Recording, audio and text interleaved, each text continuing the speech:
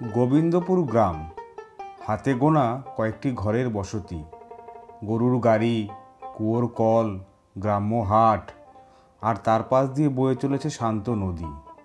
এই সবই যেন এই গ্রামের প্রধান ঐতিহ্য।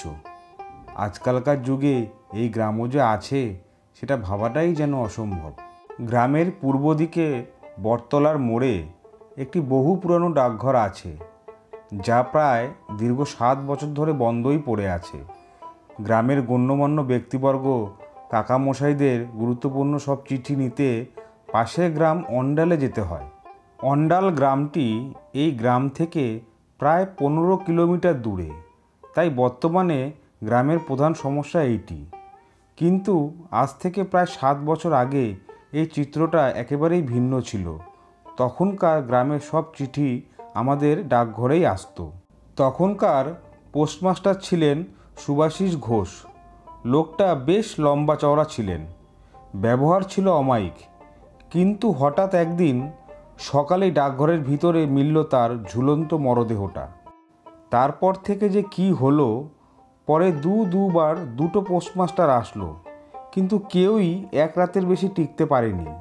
সকলেই বলে এখানে নাকি কোনো প্রেতাত্মার ছায়া আছে। কিন্তু খুশির সংবাদ হচ্ছে, আজ 3 বছর পরে সরকারি লোক এসেছিল। গ্রামের ডাকঘরটি দ্রুত সংস্কার করে একজন পোস্টমাস্টারকে পাঠানো হবে। বিষয়টি গ্রামের মানুষের কাছে অত্যন্ত খুশির, কিন্তু ভাবনার বিষয় হচ্ছে কে এই পোস্ট অফিসে আসবে আর কতদিনই বা থাকতে পারবে।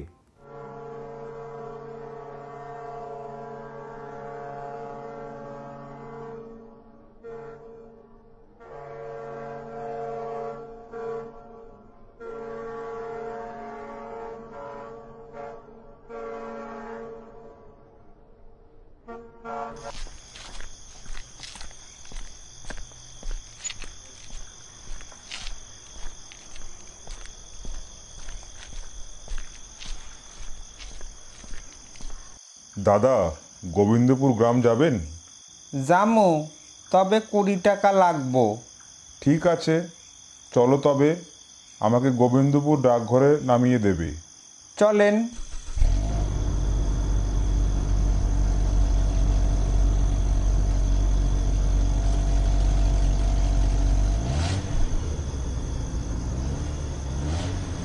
আচ্ছা দাদা, ডাকঘরে আপনার কি কাম? আমি ওই ডাকঘরের নতুন পোস্টমাস্টার। আগে কি কন, সত্যি কথা কন তো? হ্যাঁ, সত্যি বলছি, মিথ্যে কথা বলার কি হলো? না, বিষয়টা হইল, আমাদের যে ডাকঘরটা আছে সেখানে 7 বছর ধরে কোনো বাবু আসে নাই। এর মাঝে 2 জন আইছিল, তারা এক রাত্রির বেশি থাকতে পারে নাই। কেন, কি সমস্যা? থাকতে পারে নাই কেন? 7 বছর আগে আমাদের যে পোস্ট বাবু ছিল, সে তো গলায় দড়ি দিয়েছিল। লোকে কয় সে মরণের পর থেকে সেখানে নাকি প্রেতের ছায়া দেখা যায়। আমি কোনো দিনও দেখি নাই। তুমি হাসালে আমাকে। প্রেতের ছায়া আজকালকার দিনে কিভাবে বিশ্বাস করে বুঝি না। হাইসেন না বাবু, হাইসেন না। সত্যি কিন্তু এইগুলা এই দুনিয়াটাতে আছে। আপনি একটু সাবধানে থাকেন। তা আপনি আইসেন, দেখবেন সকলে খুব খুশি হইব। ডাকঘরে কোনো বাবু নাই বললা কথা। গ্রামের বড় বড় বাবুরা সেই অন্ডাল গ্রাম থেকে চিঠি আনায়, সে দূরের পথ। কথা বলতে বলতে ওরা ডাকঘরের কাছে চলে আসলো। এই যে বাবু, নামেন, চল্লাইছি আপনার ডাকঘরে। বিভাস রিক্সা থেকে নেমে পকেট থেকে টাকা বের করে রিক্সাওয়ালাকে ভাড়া দিতেই রিক্সাওয়ালা বলল, এই নাও তোমার ভাড়া। না না বাবু, আমি আপনার কাছ থেকে ভাড়া নিতে পারুম না। আপনি আইসেন, আমাদের কত উপকার হইব। এই উপকার কি টাকা দিয়ে পূরণ করা যাইব? শুধু আপনি একটু সাবধানে থাকেন। হ্যাঁ, চলি। একটু মৃদু হেসে অটোওয়ালা তার অটো নিয়ে চলে গেল। বিভাস দেখল ডাকঘরে পৌঁছতে পৌঁছতে বেশ সন্ধে হয়ে এসেছে আর চারিদিকে বেশ অন্ধকার নেমেছে। বিভাস ডাকঘরের ভেতরে ঢুকে দেখল ডাকঘরটির অবস্থা বেশ খারাপ। ধুলোবালি পড়ে চারিদিক অপরিষ্কার হয়ে পড়ে আছে। বিভাস তারপর কাঁধের ব্যাগটি পাশে থাকা টেবিলে নামিয়ে কোনো রকম বিছানাটা পরিষ্কার করলো একটু বিশ্রাম করার জন্য। একসময় বিভাস বিছানায় শুয়ে ভাবতে লাগলো, এটা কোনো ডাকঘর হলো? কিছু করার নেই, এখানেই থাকতে হবে। না পারলেও এই গ্রামের মানুষগুলোর জন্য থাকবো। এই গ্রামের মানুষগুলো কত সরল। কাল না হয় একটা আয়া ঠিক করে ডাকঘরটা একটু পরিষ্কার করে নেব। ক্লান্ত শরীরে বিছানায় গা এলিয়ে দিতেই কখন ঘুমিয়ে পড়ল সেটা নিজেই জানে না। রাত গভীর হয়ে এলো, চারিদিকে ঘুটঘুটে অন্ধকার, শুধু ঝিঝি পোকার ডাক ছাড়া কিছুই শোনা যাচ্ছে না। হঠাৎ ঠক ঠক শব্দে বিভাসের ঘুমটা ভেঙে গেল। উফ, এত রাতে আবার কে এলো? কে দরজায়? আশপাশ থেকে বিভাসের কথার কোনো জবাব এলো না। সব কিছুই আবার আগের মতো নিস্তব্ধ। বিভাস দরজা না খুলে আবার ঘুমিয়ে পড়ল। বেশ কিছুক্ষণ পরে আবার দরজায় ঠকঠক শব্দ। বিভাস এবার বিছানা ছেড়ে উঠে বসল। আচ্ছা, মুশকিল তো। দরজায় কে? আরে কথা বললে জবাব দাও না কেন? কি রে বাবা? বিভাস এবার ধীরে ধীরে দরজা খুলে দেখল বাইরে কেউ নেই। বিভাস টর্চ দিয়ে আশপাশটাও দেখল, কিন্তু না, আশেপাশেও কেউ নেই। বিভাস আবার দরজা বন্ধ করে যেই ভেতরের ঘরে ঢুকবে ঠিক তখনই আবার দরজায় শব্দ হলো। বিভাস এবার রাগান্বিত হয়ে দরজাটি খুলে দেখল দরজার ওপারে উঠোনের বদলে একটা ভাঙাচোরা কুঠিরের মধ্যে একটা মেয়ে বিছানায় ঘুমোচ্ছে। এসব আমি কি দেখছি? এই বাড়িটা কোথা থেকে এলো? এতক্ষণ তো এখানে কিছু ছিল না। তাহলে তাহলে আমি কি ভুল দেখছি? তাই হবে, ঘুমের ঘরে হয়তো ভুল দেখছি। বিভাস নিজের চোখের ভুল মনে করে ঘরের দরজা লাগিয়ে বিছানায় গিয়ে শুয়ে পড়ল। এরপর বেশ কিছুক্ষণ পরে হঠাৎ ডাকঘরের ছাদে কেউ যেন অনেক জোরে জোরে ঢিল ছুঁড়ছে। বিভাস চুপচাপ শুয়ে আছে। এইসবের মধ্যে তার আর ঘুম আসছে না। সে মনে মনে ভাবছে কেউ বুঝি তার সাথে ইচ্ছে করে এই রকম মজা করছে, যেন সে ভয় পায়। কিছুক্ষণ পরে আবার দরজায় ঠকঠক শব্দ।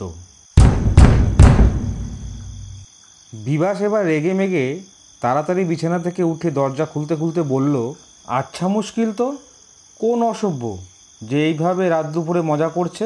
বিভাস এবার দরজা খুলে দুটো চোখ বড় বড় করে থ মেরে দাঁড়িয়ে গেল। তার সামনে দাঁড়িয়ে চেনা পরিচিত সেই ডাকঘর, কিন্তু এই ডাকঘরটি একদম পরিষ্কার, আর চেয়ারে বসে আছেন এক ভদ্রলোক, আর ঠিক তার পাশে দাঁড়িয়ে আছে সেই মেয়েটি যাকে সে কিছুক্ষণ আগে একটি কুঁড়ে ঘরের মধ্যে শুয়ে থাকতে দেখেছে। বিভাস নিজের চোখকে বিশ্বাস করতে পারছিল না। তার মাথা যেন কোনো কাজ করছিল না।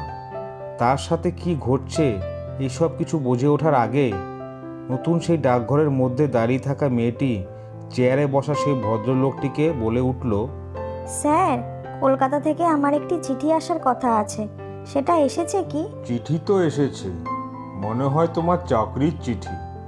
হ্যাঁ হ্যাঁ, চাকরির চিঠি। দয়া করে চিঠিটা একটু তাড়াতাড়ি দিন না। চিঠি তো দেব, কিন্তু বিনিময়ে আমি কি পাবো? হ্যাঁ হ্যাঁ হ্যাঁ, আপনাকে মিষ্টি খাওয়াবো স্যার। দেখো, আমার সরাসরি কথা, আমাকে খুশি করে চিঠিটা তুমি নিয়ে যাও। বাড়িতে শুধু আমার অসুস্থ মা ছাড়া আর কেউ নেই। আমি অনেক কষ্টে লোকের বাড়িতে আয়ার কাজ করে পড়াশোনা করে চাকরিটা পেয়েছি। আমার কাছে আপনাকে দেওয়ার মতো আর কিছু নেই তো স্যার। আমার তো অন্য কিছু চাই না, আমি তো তোমাকেই চাই সুন্দরী। বেয়াদব লোক, বয়স তো ভালোই হয়েছে, এখনো আক্কেল হয়নি। এই এই আমার সাথে বেয়াদবি, এর ফল তোকে ভুগতেই হবে বলেই সে মেয়েটির সাথে জবরদস্তি শুরু করলো। মেয়েটি বাঁচার জন্য চিৎকার করলো, কিন্তু ডাকঘরটি এমন জায়গায় যার আশেপাশে কোনো ঘরবাড়ি নেই, তাই মেয়েটির চিৎকার কেউ শুনতে পেল না। যা বিভাস চুপচাপ দাঁড়িয়ে সব দেখছিল, কিন্তু এবার সে ঠিক করলো মেয়েটিকে বাঁচানোর জন্য এগিয়ে যাবে, কিন্তু সে যেন কোনোভাবেই তার পা 1 ইঞ্চিও নাড়াতে পারছিল না। আমাকে বাঁচাতেই হবে। দেখতে দেখতে চোখের সামনে পোস্টমাস্টার মেয়েটিকে গলা টিপে মেরে ফেলল। বিভাস দাঁড়িয়ে সবটা দেখল। তারপর হঠাৎ তার চোখের সামনে থেকে সব মিলিয়ে গেল। এখন না আছে ডাকঘর, না আছে কোনো মেয়ে। স্পষ্ট দেখা যাচ্ছে ডাকঘরে বারান্দা। বিভাস তাড়াতাড়ি দরজা বন্ধ করে ঘরের মধ্যে ঢুকতেই দেখতে পায় সাদা শাড়ি পরে সেই মেয়েটি তার বিছানায় বসে আছে, যেই মেয়েটিকে কিছুক্ষণ আগে সে ডাকঘরে নির্যাতিত হতে দেখল। ভয়ে বিভাসের পায়ের নিচের মাটি যেন সরে যেতে লাগলো। হ্যাঁ হ্যাঁ, তুমি কিভাবে এখানে কিভাবে? বিভাস এবার মেয়েটিকে বলল, কে কে তুমি? এসব কি হচ্ছে আমার সাথে? দয়া করে আমাকে ছেড়ে দাও, আমাকে ছেড়ে দাও। ভয় পেও না, আমি তোমাকে কিচ্ছু করব না। আমি জানি তুমি অনেক ভালো মানুষ। তুমি আমাকে একটু সাহায্য করতে পারবে? বিভাস যেন এবার দেহে প্রাণ ফিরে পেল। সে নির্ভয়ে মেয়েটিকে বলল, হ্যাঁ বলুন, আমি আপনাকে কিভাবে সাহায্য করতে পারি? আপনি এতক্ষণ যা যা দেখলেন তার সবটাই আমার সাথে ঘটেছে। ওই ওই বদমাশ লোকটি আমাকে সেদিন মেরে ফেলে, আর তুমি যেখানে দাঁড়িয়ে আছো ঠিক তার সামনে পোস্ট অফিসের বাইরে, সেখানে মাটির নিচে আমার লাশটি পুঁতে রেখেছে।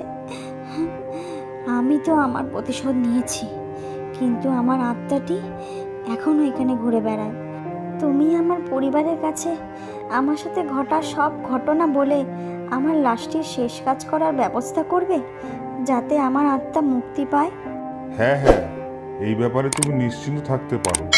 আমি তোমার শেষ কাজটি অতি দ্রুত সম্পূর্ণ করার চেষ্টা করব। কথাগুলো বলে মেয়েটি কোথায় যেন মিলিয়ে গেল। পরের দিন সকাল হতেই বিভাস মেয়েটির পরিবারের কাছে মেয়েটির সাথে ঘটা ঘটনাগুলি বলে এবং গ্রামের কিছু লোকজনকে নিয়ে এসে মাটি খুঁড়ে লাশটি বের করে তার শেষ কাজটি সম্পূর্ণ করে।